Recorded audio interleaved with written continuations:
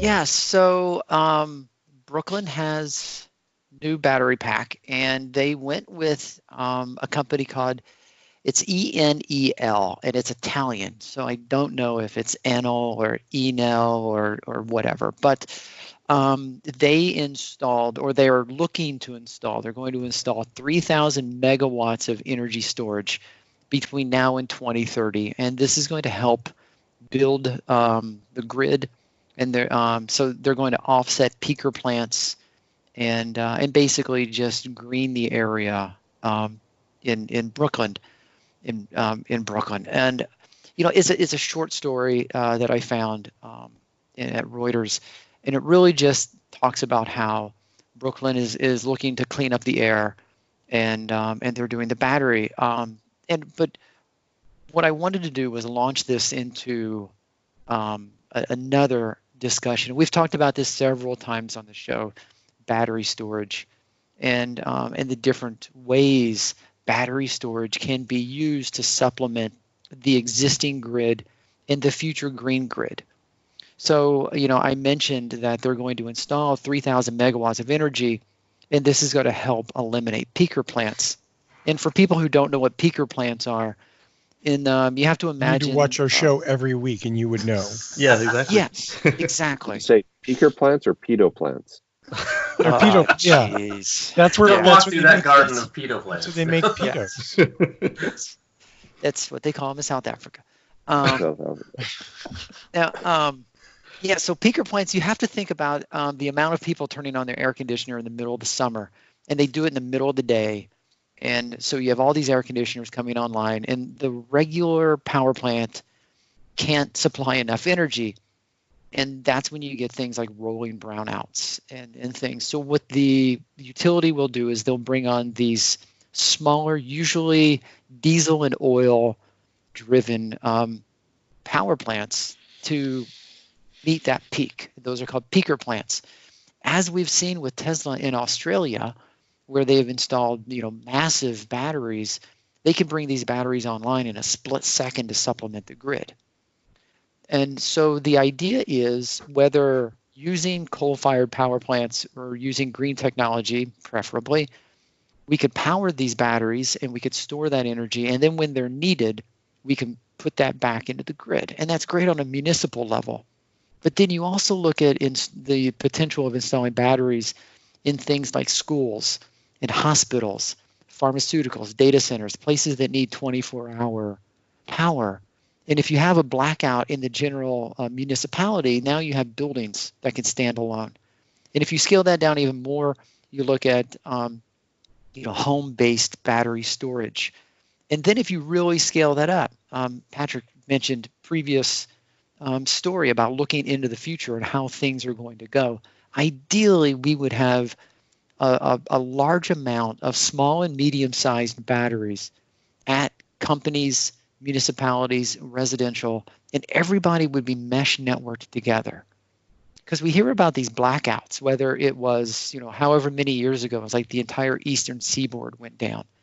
And the power lines in the grids in California that are causing all of those fires out there, if we had a mesh network of interconnected batteries that simply allowed electricity to flow, it gets stored from however it's generated, and it flows to wherever it's needed, you would never be able to take down an entire municipality, because even if you cut one wire, the mesh would simply move around it.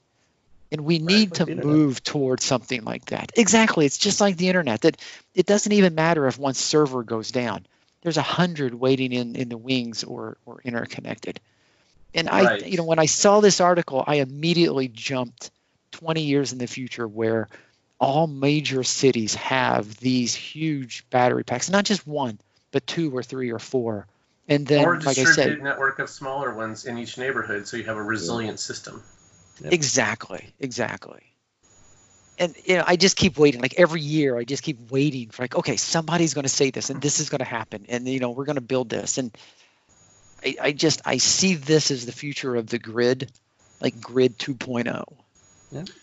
Actually, there was a story. There was a story in the Tesla Life just today about South Australia.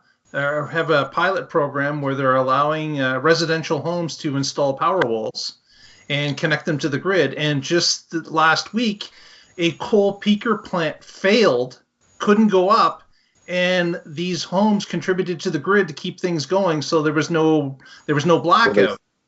They're sucking it out of the home. Right. So they were taking the power from the individual homes to power the grid, so that there wouldn't be a problem. And of course, Americans would never allow that.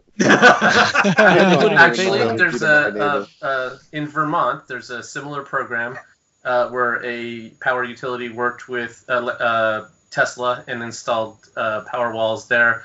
And the cool thing is that the electricity company owns them, but they're on individual people's homes. So they can then control when the battery's being used or not used, and if there's a blackout in that area, that person, the benefit that you get of having it on your house is that you can then use it during a blackout. And then the normal times, the power company can use it so that they don't have to fire up peaker plants. Yep. And in Australia, I don't know if that particular installation, but in Australia they'll pay you for the work that your battery does. And same thing. That's why that the large installation that the Tesla put in is making so much money, is because it did actually make that it earned that by supplying grid services. Right. It paid for itself. Yeah. To the point they are adding more to the same site. They're like, we like this. Let's go. And we know that, you have coal-fired power plants now or natural gas or whatever. They run 24 hours a day, and they're constantly pumping out electricity whether or not anyone uses it. Right. So it's perfect to charge the batteries during the day. I mean, you think about it, they would be able to throttle back on the amount of energy they generate if we could distribute and store that energy and draw from it somewhere else. Right. You could have the grid. Right now, it has to be sized big enough to handle the worst case scenario of in the summer with everybody with their air conditioners running. August 14th.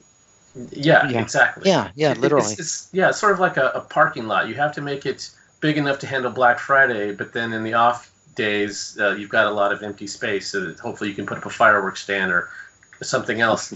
So the grid has the same sort of setup. And here we can instead size it to properly meet the steady state average. And if you're generating surplus at night, you store that. You use that the next day. You don't have a problem of these peaks and valleys. You can level it out, and a level grid is much more stable, much easier to manage, a whole lot better.